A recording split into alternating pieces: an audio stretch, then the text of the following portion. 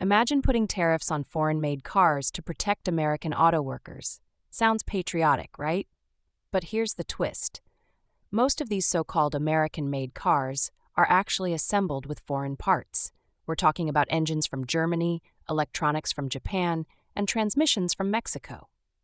So when the U.S. imposes tariffs not only on foreign vehicles, but also on those imported parts, guess what happens?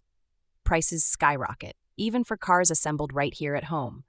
This means higher sticker prices, squeezed profit margins, and fewer buyers entering showrooms. As a result, dealers struggle, factory jobs get cut, and automakers may eventually reconsider their commitment to U.S. production. What began as a strategy to shield American industry might actually end up being its undoing. This is the unseen side of global trade, a domino effect few discuss but many feel. The question remains, what do you think will happen to U.S. auto prices? Let us know your thoughts in the comments below. Thank you for tuning in to Dealmaker's Den. If you liked what you heard, don't forget to like, subscribe, and stay tuned for our next episode.